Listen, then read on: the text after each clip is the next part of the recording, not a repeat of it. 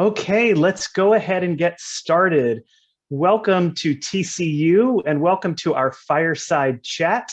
My name is Heath Einstein, and I have the great pleasure of serving Texas Christian University as Dean of Admission. And I am delighted and honored to be joined tonight by Victor Boschini, Chancellor of TCU, and Teresa Dahlberg, Provost and Vice Chancellor for Academic Affairs. And this is really a highlight of our yield season. Before we begin, we start all of our admission programs with a land acknowledgement. And even though we are not physically together on the campus of TCU, although some of us are on campus right now, it still merits our attention. We are grateful to the native peoples who have lived on this land since time immemorial. And in particular, we pay homage to the Wichita and affiliated tribes upon whose ancestral homeland TCU is located. And the next time you're on campus, I would strongly encourage you to check out the monument between Jarvis Hall and Reed Hall that is for the Wichita and affiliated tribes. We are in a Zoom webinar. By now, you probably know what that means, but if you don't, what it means is you can see us, but we cannot see you. But we are still going to engage with you and interact with you over the course of the next roughly 58 minutes. We want you to be able to ask questions, ask lots of questions. And so use the Q&A function at the bottom of your screen. That's how we're going to sift through the questions that are asked. I'm going to tell you right now, it is unlikely we're going to get to every question, but we are going to try to highlight as many themes as possible. Everyone who is part of this webinar is an admitted student or the parent or guardian or family member of an admitted student. So we will start by saying congratulations. We are excited for you, especially if you've decided you're coming to TCU next fall. But if you haven't, we're excited for you too. And hopefully at the end of tonight, you make that choice to enroll with us. We also want to note that if your language, the language that you speak is Spanish and you're more comfortable in that language, we do have members of the Office of Admission staff who are fluent in Spanish.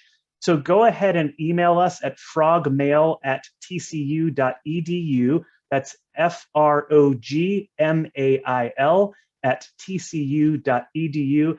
And we can respond to your email or give you a call with one of our Spanish-speaking staff members. Okay, before we begin, and I will start by asking the Chancellor and the Provost to provide some introductory remarks. We'd like to launch a poll, and the poll is to see who we have among us in our audience. So the questions are, who is joining us? Where are you joining us from? And what is your current status with TCU? So we're going to take just a minute, even less than a minute, to answer those questions, and then we'll see how the responses go. This is always helpful for us to know who we're talking to so we can sort of tailor our remarks.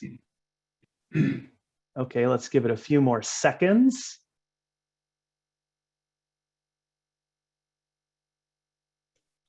Okay. And Sarah, do you want to maybe share the poll results with everyone? If we can. Okay, good. So, and really neat mixture here of some students, some parents, and in some cases, we've got the whole family with us. And look at that geographic distribution, 29% from the Lone Star State here in Texas, and then a fairly even distribution amongst the rest of the United States, and 6% from outside the United States. And what I love about this answer is, in some ways, is reflective of the student body at TCU. We typically, with our incoming class each year, have a little bit under 50% of the students come from the state of Texas, and more than 50% come from outside the state of Texas. And I think that surprises some people sometimes. And then about 80%, almost 4 out of every 5 students have already deposited. So go Frogs. We're really excited about that. And for the rest of you, well, we have our work cut out for us tonight. So we're excited to engage with you. And so, Chancellor Boschini, I would love to start with you if you have some just initial thoughts to share with folks before we get to their questions.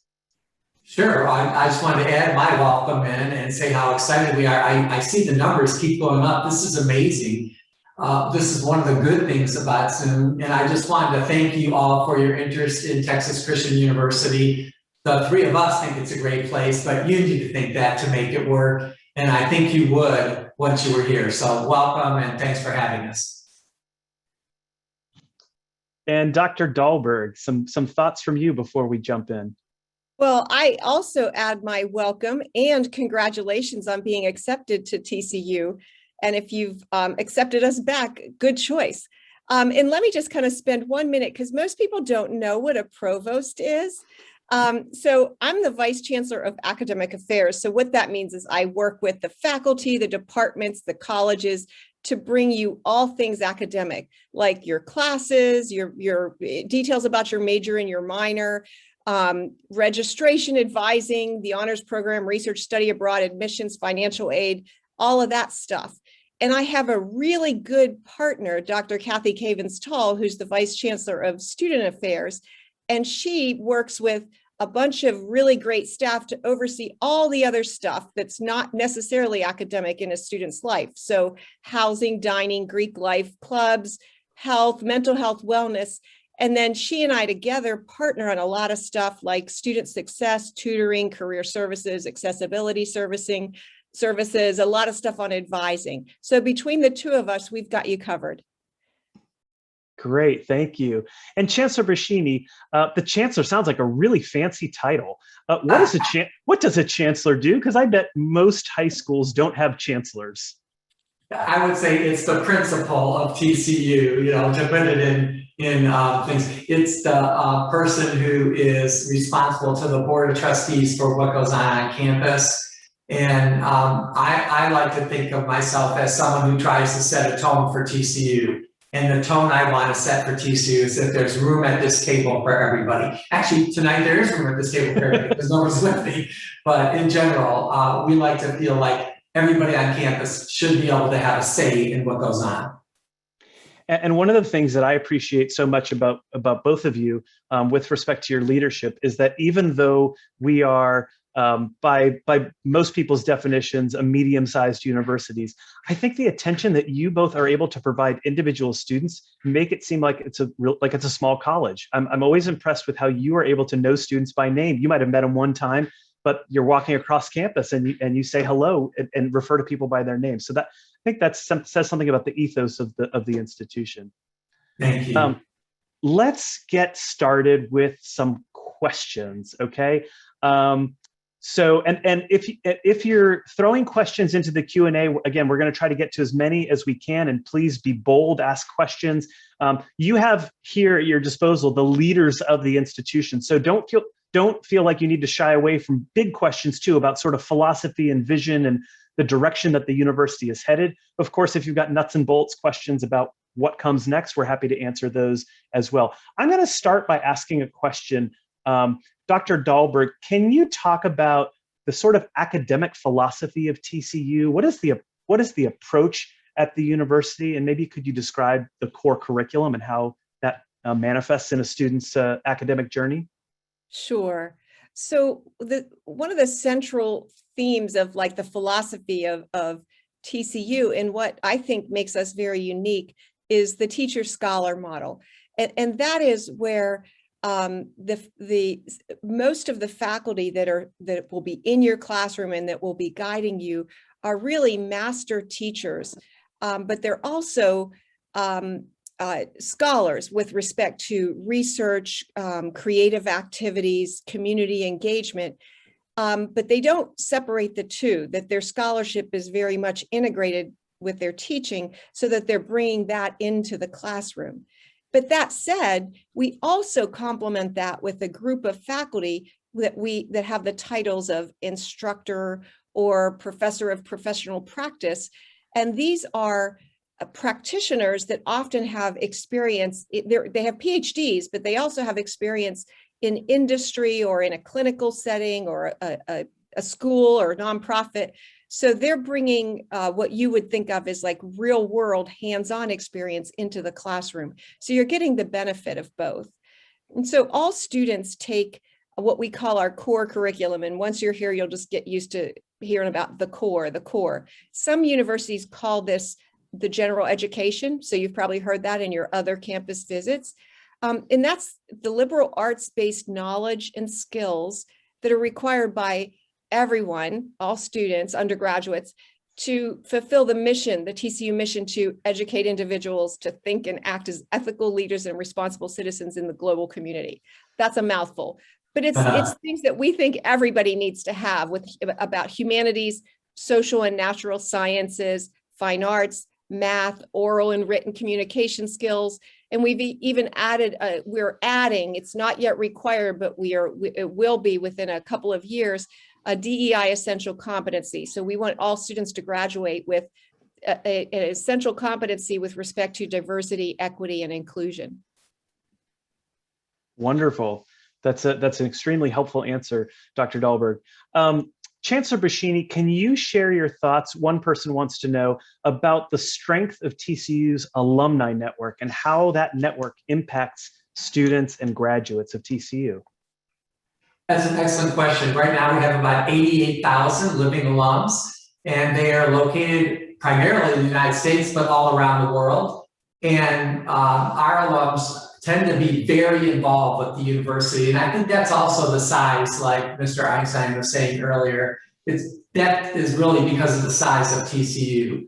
We really feel like that people who have a good undergraduate experience will make good alums. So we really try to pay attention to the needs of the students while they're here, so then they're happy as alums. So our graduates are very involved. They're very involved also if you want to do an internship while you're here, which a lot of students do. Some are required, but a lot of students want to do one also, and they'll help you do that also. Great, thank you. Provost Dahlberg, are you reasonably confident that all students will be at TCU in person this fall? And that's what Alexander's asking. And I'll add on to that, what is the plan for instruction in the fall? Sure. I am really, really, really confident that we're going to be in person in the fall. Something drastic would have to happen with the pandemic being way worse than it even was a year ago. So what we've done is that we scheduled almost all of our classes into classrooms where if we have to keep up if the CDC says for health and safety, you have to keep up your 6-foot physical distancing, we're putting all the classes into rooms where they can be physically distanced. So we're ready to do that. And then we're also ready that if we don't have to physically distance, we can move some of those classes back into normal sized rooms so we don't have these giant rooms if we don't actually have to spread out. We are so looking forward to having students back in the classroom. I'm telling you, the faculty are, well, it was okay, everything virtual. They're really looking forward to being face-to-face with students again. Excellent, thank you. Chancellor, this is a great question, and you're the perfect person to answer it. What changes do you envision for the university and its students over the next 4 to 10 years? It's a very specific window, 4 to 10 years. And what changes do you envision? What will be the areas within the university seeing the most change? Academics, building, renovation, et cetera. What are your thoughts on that matter? Well, I think the real truth is nobody knows this for sure because things are changing so quickly nowadays. What I do think I know is that one of the changes at TCU are not going to be in buildings. They're not going to be physical structures. We've done a lot of that already. There'll be small changes, but nothing wholesale like we've done in the past. The changes you'll see now at TCU, I think, are going to be in the actual learning environment, and that students want to learn in different ways than they did when I was a student. They also want to learn at different times and in different methods. And so we're really trying our best to keep pace with that and trying to think, what do y'all want and how can we offer that to you? So I think that's the biggest change you're going to see is kind of in the way instruction is offered. Great. Great.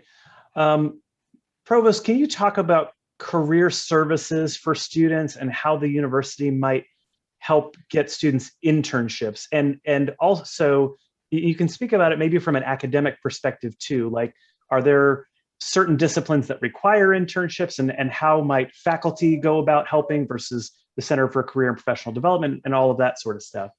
Sure. So with career services, there's both support for career services, which we call central, and that's what Mr. Einstein is talking about with the last thing, just where it's available to all students. And then the different colleges have more specialized services, and what those look like depends on the college. So the career services, and by the way, I encourage you to go visit career services, the career services office, as a freshman. So you don't have to wait until you're looking for either a summer job and or a permanent job, because you're going to want to get used to, they have different programs and developmental programs, like learning how to use LinkedIn to as you're applying for a job. And so they have different types of trainings, but also learning how to create your resume at the beginning of your academic career, so that you can then start filling it out as you do certain things while you're a student during your 4-year journey. So they help you prepare for interviews. They help you brainstorm about, well, if you're not in a professional discipline, it's not always straightforward. Well, what would I apply for? Where would I be marketable? So they help you with that too. And they can help you with running some tests to see, what am I naturally good at, and what should I consider looking at. So they'll help then place you in summer internships, and then of course permanent jobs. Now in the colleges, especially some colleges, especially the professional colleges, they'll help you to connect with alums, because alums, sometimes an internship is found person to person, like through the network, and that's where the TCU Connected Campus comes into play. They also do things like have alums and students do mock interviews. So lots of things, and it's something that you don't want to wait until you're a senior or even a junior to do. My advice for students is to, if you're able to, do at least one internship as an undergraduate, and even do at least one research experience as an undergraduate during the summers, so that you can kind of see where your interests lie. And I'm going to put a plug in. There are some courses. So for example, the ADRAN College of Liberal Arts, they have a course in history called How to Make Your Major Work. It's a fabulous course, because it helps, again, students in the liberal arts aren't always clear. And they know they love history, you love English, but you're not exactly sure, well, what job does that lead to? And so that helps you figure that out. Great. So helpful. Don Sullivan is asking, how large do you think the freshman class will be this fall? Well, I can answer that question. This current year, so for the fall, the students who entered in the fall 2020 semester, we had 2,287 first-year students. Our goal for this year is about the same, 2,300 first-year students. Of course, this enrollment puzzle is just that, a puzzle. It's part art, part science, and we never know exactly how the market is going to behave. So we're very confident we will have at least 2,300 first-year students here in the fall, and that's what we're aiming for. Chancellor Boschini, can you tell our audience about religious diversity on campus? And in general, what does the C in TCU mean? And are there activities for students that support different beliefs on campus? Very good question. Yes, we have a full array of different religious groups on campus, both Christian and non-Christian. And we have a religious and spiritual life center, and they have offices in there. I believe 7 or 8 denominations actually have an office in there. And that's where you could go in and you could meet the person who represents the Baptist students. You can meet the person who represents the Jewish students, whatever, in that area. But those aren't the only ones on campus. There are others too, but they might not feel they have enough kids on campus to have a staff member in there. But basically, we have a full range of that, and you can see things on this campus in all sorts of different areas. The programming is amazing. Now, this year that wasn't the case because of the stupid virus. We weren't allowed to do a lot of that, but in general, we have a ton of programming on campus for both religious and spiritual life, and I think those are different.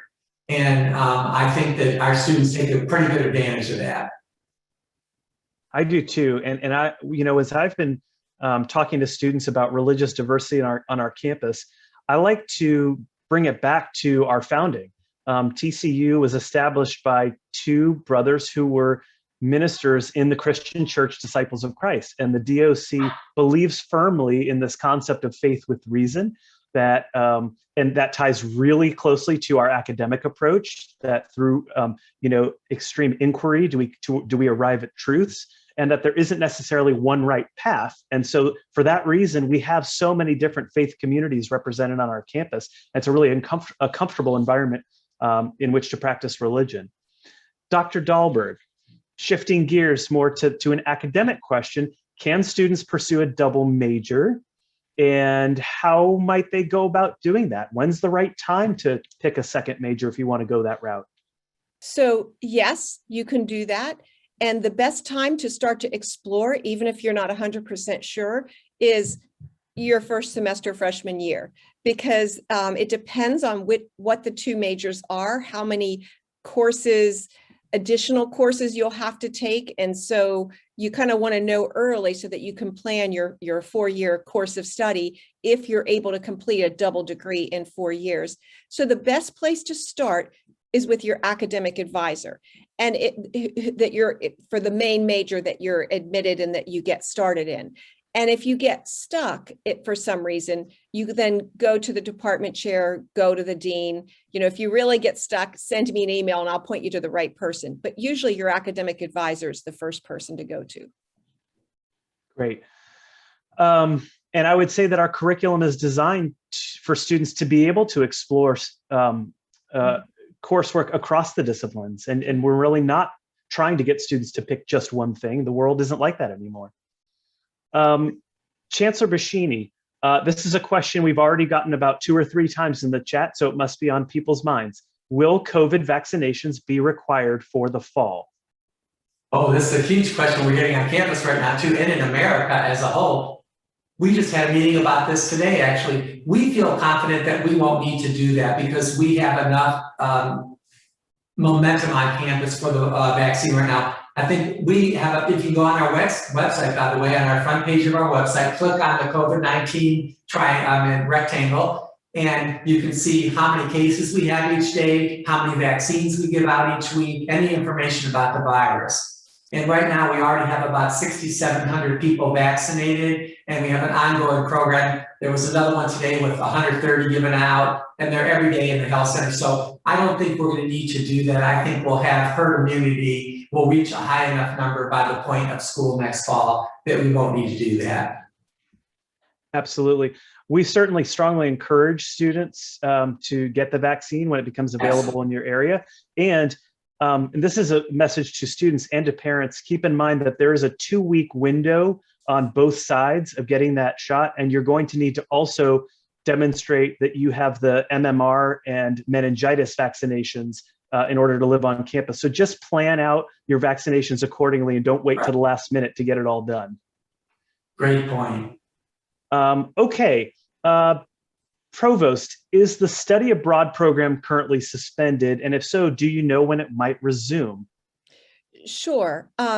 So it's going to resume this summer in a limited way. So we are sending some kids to Europe this summer. So that's good. So we hope to be back to normal in the fall with study abroad. And I can't totally predict when, though, because it depends on the world, all the countries and any restrictions on flying overseas. But if things continue to head in the direction that they're heading right now, we expect to be ramped up in the fall and spring. And if not, we'll definitely do something partial in the fall and then hopefully completely ramped up in the spring. Great. Okay, Chancellor, I'm going to ask you this question because I know that you hire students. So the question is, do students commonly participate in student jobs on campus? Can you talk about how feasible it is for a student to be able to get a job on campus? Oh, let's put it this way. I say this all the time to students and especially to parents when they ask this. if your student doesn't have a job on campus, it's just because they aren't looking hard enough, because there are always jobs for students. We employ 43 students in just my office, and that's one office. The two biggest employers are probably the rec center and the library, because they have lots of slots in there for both those, because they're open basically 24/7. But yeah, we'd love to have you work on campus. And studies also show that students who work on campus, as long as you work 12 hours or less, actually do better academically than those who don't. So I would strongly encourage you to do that. And I would just put a plug in for the Office of Admission. We hire a lot of students as well. So if you had a great experience working with your admission counselor going through the process here, then you could be part of our team as well. Okay, Kristen Smith has asked, my daughter has been admitted to the Honors College. Will she have time with the requirements of the Honors College to get a double major? So Provost, I would ask that question very simply, can you double major if you're part of the Honors College? But just also maybe more generally, could you provide a little more understanding of the John V. Roach Honors College? Sure. But I'll just say, to directly answer the question, yes, she can double major, and yes, be in honors. Will she have enough time? That's not a question I can answer. So that would definitely depend on just her work style and what the two majors are, et cetera. And so again, going to the advisor is really the first step. So the John V. Roach Honors College, I encourage anyone who's able to get accepted to participate in that. It challenges, students take all of their normal curriculum, except that they take a set of classes, not an additional set, but they replace a set of their courses with honors courses, which are really meant to, with, some additional, to expand, to be broadening and expanding even more. So they're a little bit more rigorous. You're in smaller classes, you get very individual attention from the faculty. You do research with faculty from the beginning, if most students are able to, from their freshman year. You'll go on study abroads with other honors students. It's a really nice experience for students who are able to, that want that kind of experience and are able to push themselves as far as academic rigor. Wonderful. Okay, the next question, I'll give you a break. I'll handle this one. It is, if a student defers his or her enrollment, will they maintain their scholarships for the following year in which they enroll? How will financial aid work in a deferment situation? First of all, any student who wishes to can request to defer their enrollment a semester or a year. They would just need to send that request to me. You can email me at h.einstein@tcu.edu and explain what your plan is for that time away. If you're going to be pursuing any credit-bearing coursework, then you would have to then reapply as a transfer student, because we have to make a decision again based on what we've seen. But if you're planning to do something else, take time off to recharge your batteries, get a job, or something else that's meaningful to you, then go ahead and send in that request. In most cases, it will be approved. Whatever scholarship you were given when you were admitted to the university will carry with you to the following year. The financial aid, the need-based aid, if you've been awarded that, you will need to reapply next year. You don't need to reapply because you've been deferred. You need to reapply because it's a new year. And that's true of any student who's at TCU. Even if you start next fall, you will still need to reapply for financial aid each successive year you're at the university, okay? So hopefully that answers your question, but feel free to follow up with anything additional to our office. Okay, Chancellor, we're back to you, so your break is over. I'm giving you a really easy question. What are the politics like at TCU? Oh gosh, okay, I'll answer that, but let me answer the question before that too about putting 3 students in a room this fall. Yeah, we're going to do the same thing this fall that we did this past year. The only people in triples are in rooms that are built to be triples. So you would have 3 closets, 3 desks, space for all 3 of you. And a lot of students actually request triples. And so we don't have a lot of triples, but we'll make them available as we can until they're all full. Okay, what is the campus political climate like? It's all over the place. and that's the truth. It's probably a smaller version of what America is right now. We have strong views on the one side, strong views on the other side, but most kids here, I think, are pretty much in the middle. But that's my opinion, but. Excellent. Thank you. Okay, Provost Dahlberg, how is the international student life at TCU? Can you provide some perspective for our international students who've joined us this evening? Sure. Well, the past year, it's been a little tough for the international students who were remote in their home country. But in normal times, the international student experience, I think, is pretty good.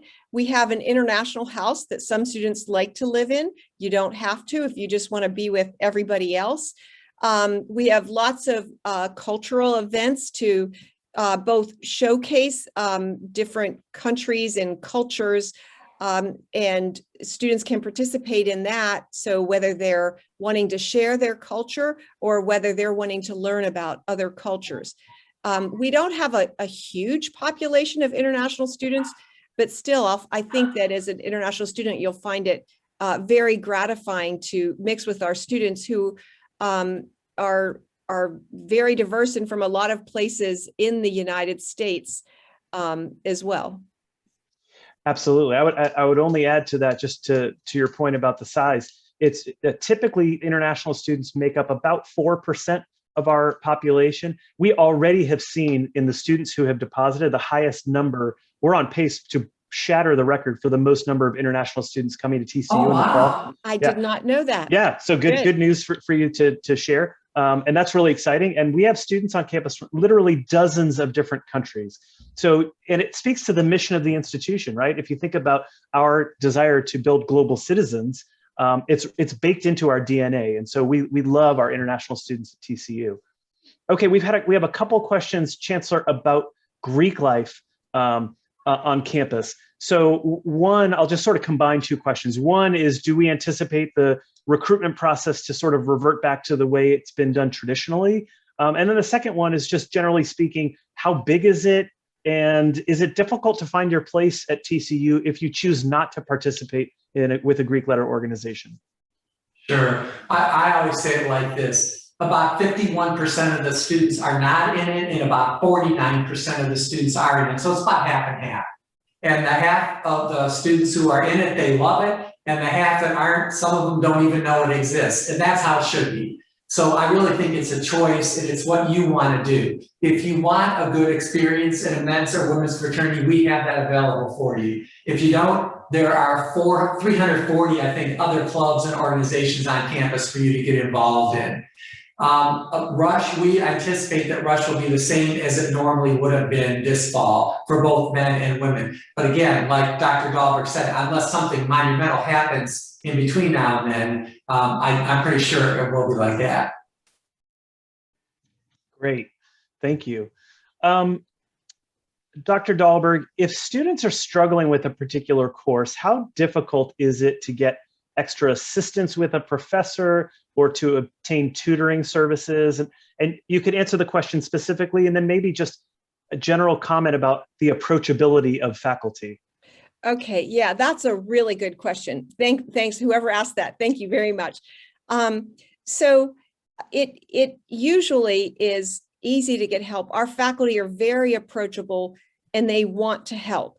So if it's a challenge that you're having in class, usually the first step would be to go to the faculty member who's teaching that class. If there's a TA, maybe you want to go to the TA first, but it's fine to just go straight to the faculty member.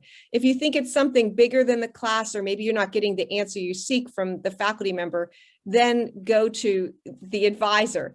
So that said, you know, that we sometimes do hear from students that, well, they're just not kind of hitting it right for whatever reason between the student and the faculty member.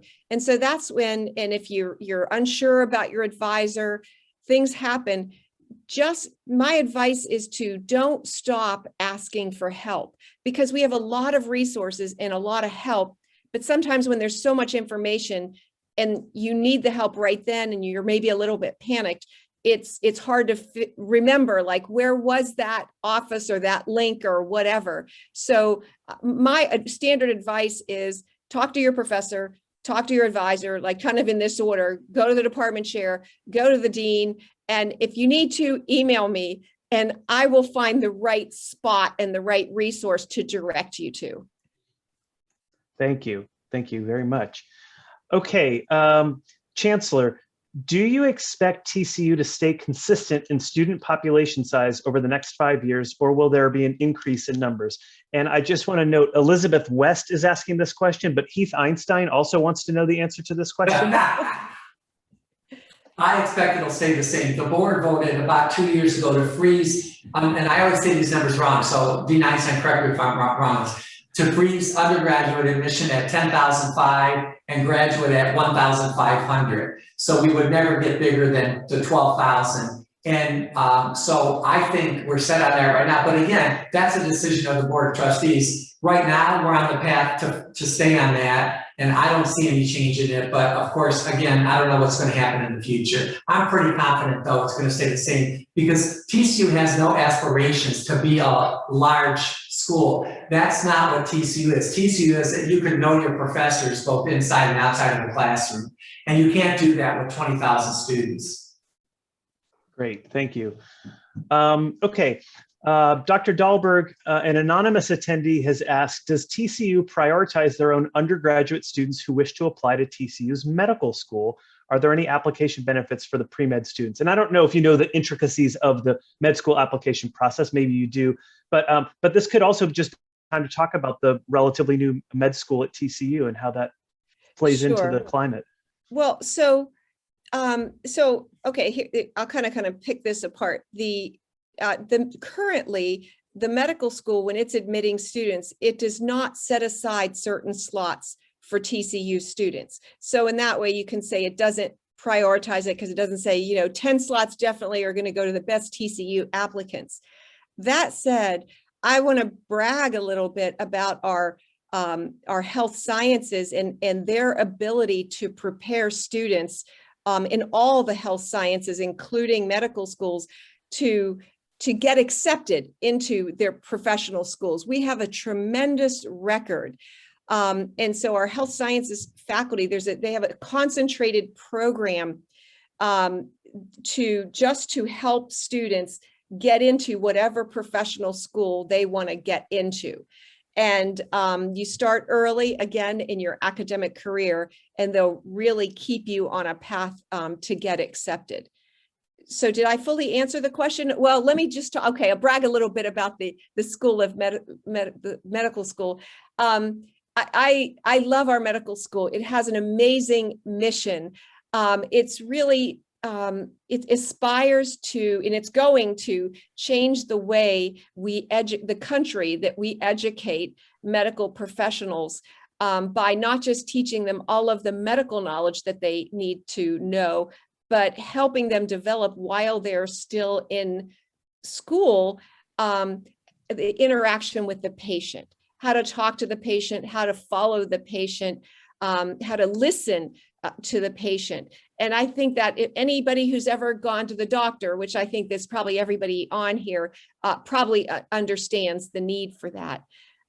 It's quite inspiring, and when we hear testimonials from the first two classes, they're already winning national awards and fellowships and recognitions, you'll be inspired. I totally agree. Anytime I hear Dr. Flynn talk about, who's the dean of the medical school, talk about the students there, I get inspired. And we've actually trademarked the term empathetic scholar, which is exactly what Dr. Dahlberg is talking about. So we're creating a whole new generation of physicians here. Mm-hmm. Okay, Chancellor, I'm going to ask you a question that someone has asked about roommates. So someone says, do most students request a specific roommate? My student knows no one and is feeling apprehensive about requesting. So before you answer the question, I want to say feelings of apprehension about transitioning to college and finding roommates, totally normal. This is a normal feeling that most people feel. So I'll start from there. And then Chancellor, do you want to talk about like the process or maybe recommendations for finding roommates? Sure. I would say, again, that's up to you. You can come and am I on? Yeah. Yes. Yeah. Sorry. You can come and not have a roommate and we'll assign someone to you. A lot of kids do that because they like that. They like to have this new person they didn't know. But if you want to room with someone you already know, you can do that. You can also go on, once you pay your deposit, there's a thing called TCU Room Service. I'm not sure, D9, if that's the right name, Room Serve or something like that. And other students that are freshmen will go on there and say, oh, I like to get up early, I work out a lot, and I eat a lot of garlic. Would you like to live with me? And then, you have to go back and say, hey, I'm in for all those three things too. And so you could also find a roommate that way if you wanted. But if you don't have anyone in mind, I would strongly encourage you not to pick somebody to come. That's part of college. But my own kids don't listen to me, so I don't expect you to. The one piece of advice I would offer as it relates to roommates is don't plan to live with your best friend. We see this over and over again where people come in with their best friend, they live with them, and guess what? After like 3 weeks, they're not best friends anymore, because someone you enjoy spending time with is not necessarily somebody who shares your same living habits. And in fact, I was just having a conversation this morning with Craig Allen, who's the director of Housing and Residence Life, and we were talking about that very thing. And there's a woman on our staff in the Office of Admission whose child is at TCU and decided, you know what, I'm not going to live with my best friend in year one, and then did in year two, and then realized that probably was a mistake. And so now they're not living together anymore. So probably best to keep it to somebody you either are an acquaintance with or come in not knowing anybody like we used to. Like none of us knew who our roommates were when we went to college, and it was great. I made like all these new friends. So any way you slice it, you're gonna meet great people. Okay, Dr. Dahlberg, going back to sort of the campus plan for the fall, are masks going to be required of students? And just talk about generally how we do this re-entry thing.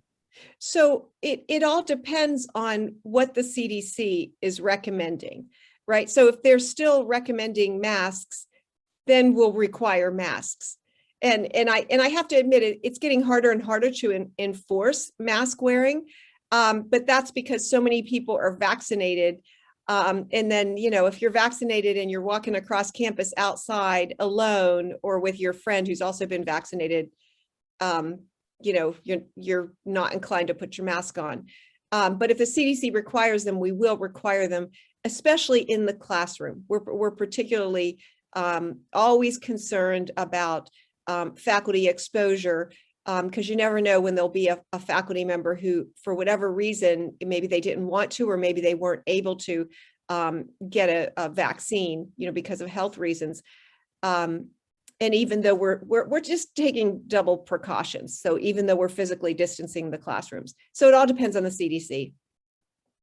Great, thank you. Okay, Chancellor Boschini, are there plans to update or renovate the Sid Richardson Science Building and the adjacent Science Building? We noticed on a campus tour that the adjacent building was closed for repairs due to the frozen, busted pipes. It would be a great time to update that building.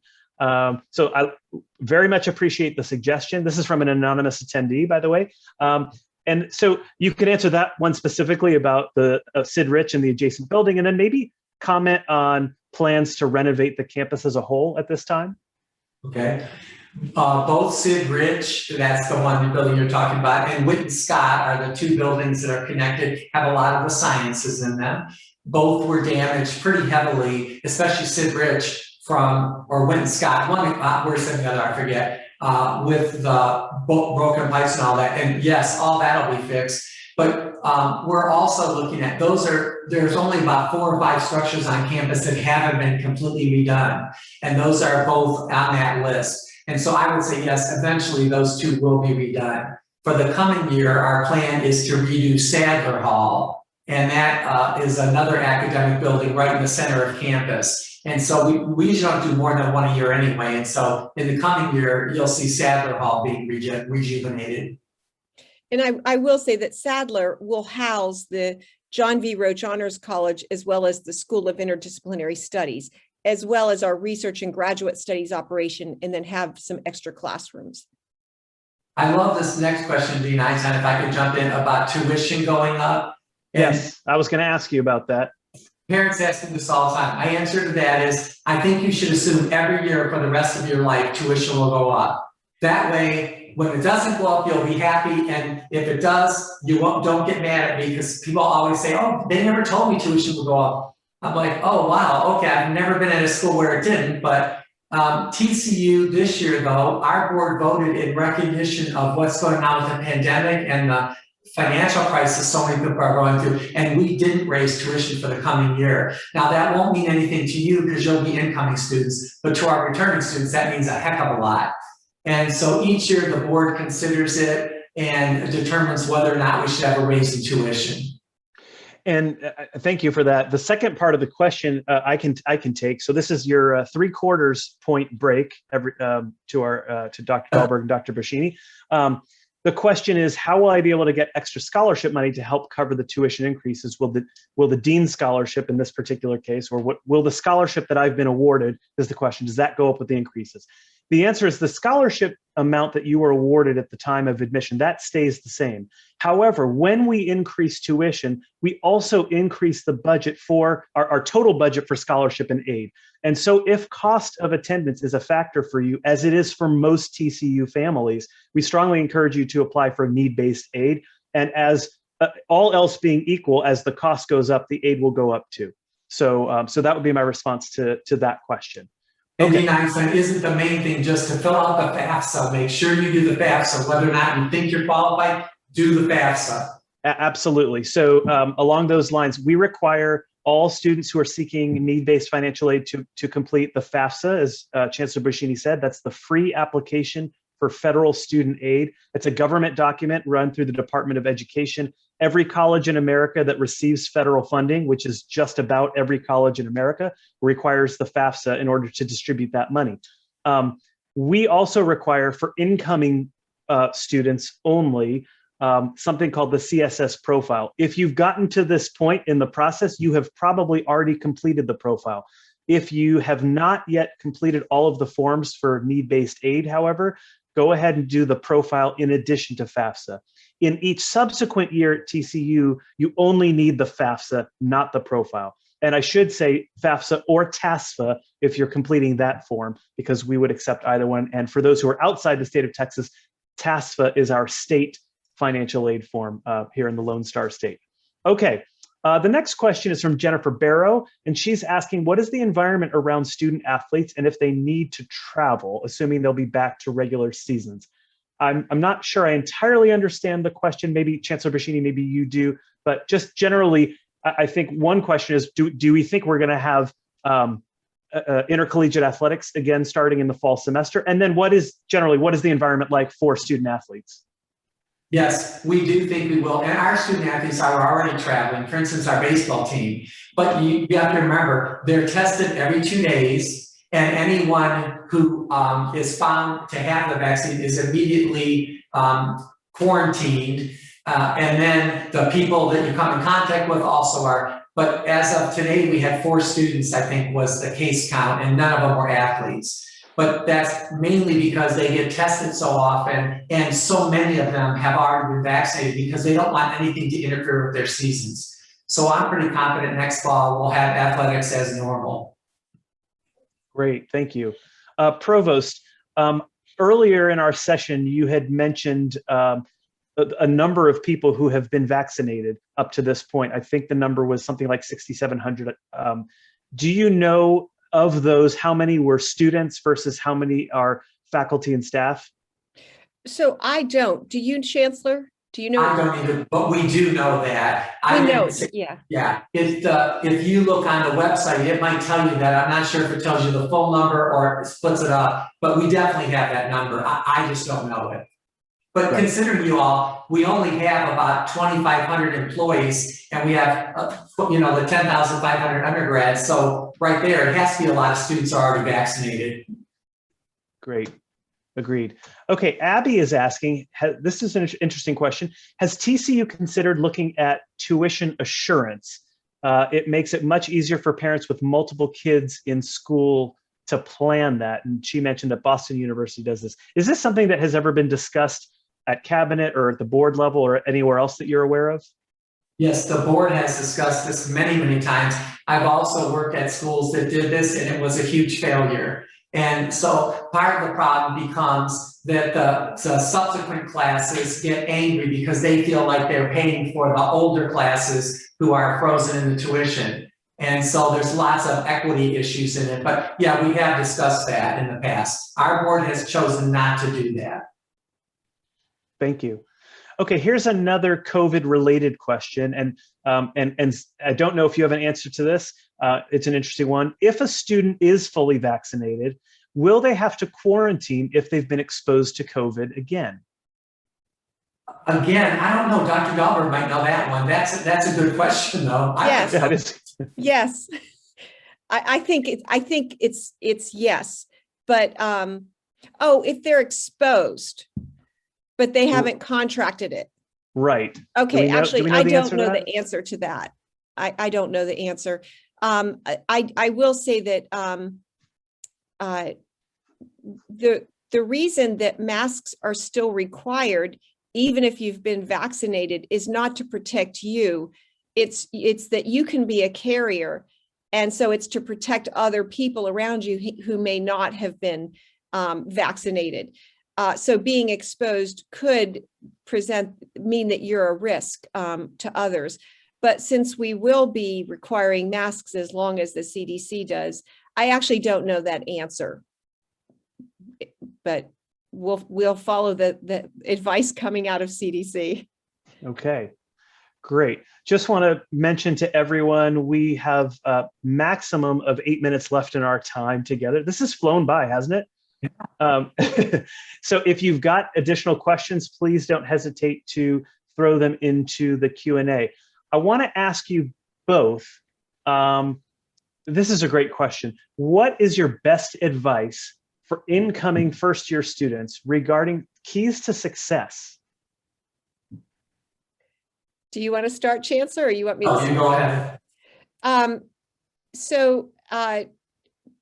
A few things. One is, I would say, try to push yourself out of your comfort zone. And I think you'll hear this advice from a lot of people. Get to know people you don't know, maybe try something that isn't normally something that you're about.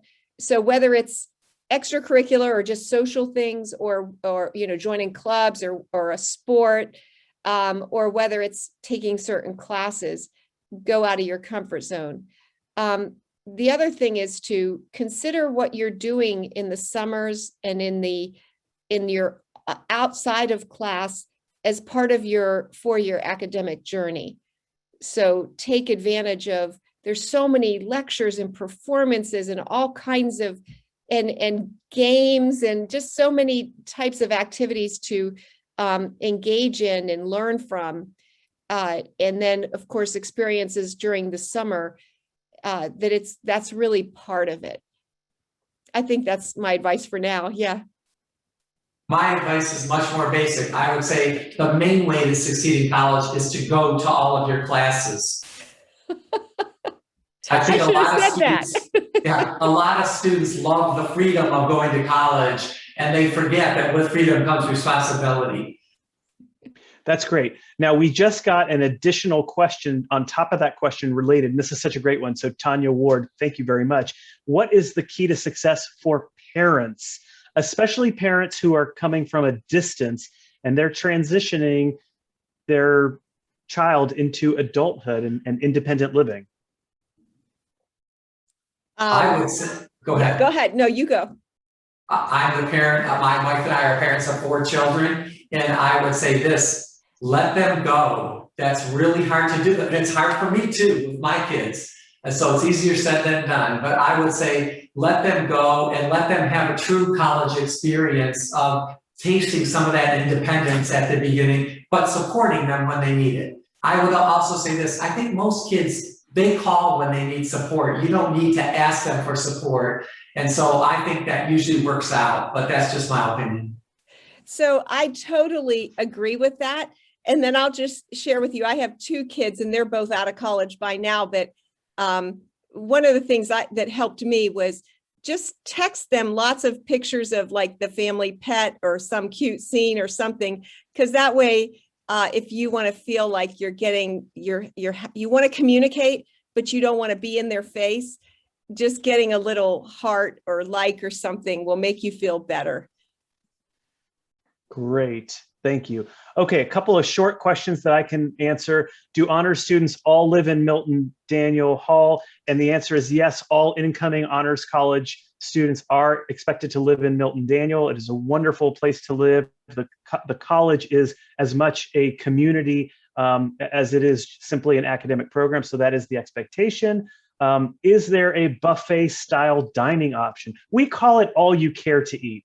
And that's the truth. And we've got great food at TCU. I think our students really enjoy it. Of course, like if you're eating the same thing all the time, if you're only going to eat a bowl of cereal at every meal, you'll find it to be pretty boring after a while. But we do have a great variety. I don't know, do you both eat on campus a lot? And what's your experience been with, Chancellor? I always say this, I eat on campus more than anybody but a student, just because of our job. We're here a lot. But I have to say this also, I've never been a picky eater, so I can always find something to eat on campus. I also, the person who asked about the buffet, I don't think ever since COVID we'll ever have a real buffet again anywhere, because people won't tolerate them. But we do have, all you can eat and as much as you want in many different venues. In the blue, our union, the main union, we have what you consider a buffet. I think that's what you're talking about. It's basically a huge food court. And then we have different areas on campus and have individual restaurants, like in the library, in the business building. And then in the King Family Commons, which is like a smaller union on the other side of campus, we have 5 individual restaurants. One's Mexican, one's American, one's fast food, one, whatever. And those change occasionally too. Great. Ryan Thorpe asked, he said his son was just vaccinated. This is a really important question. Son was just vaccinated with his first shot, will receive a second one on May 6th. As a result, it sort of pushes back the other required vaccinations.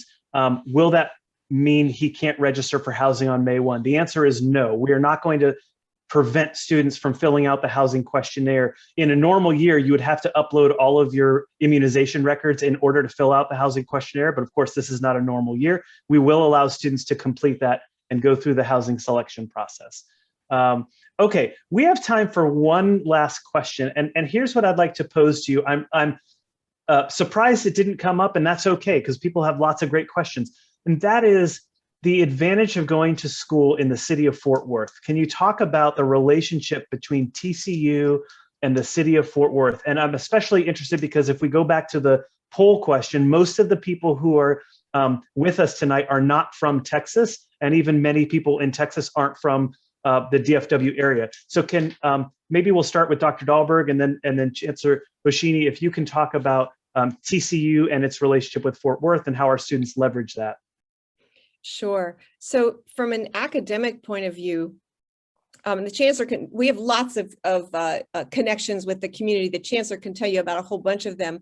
But from an academic point of view, in particular, we have lots of connections, lots of opportunities for service learning and clinicals and your in-service, your service teacher preparation.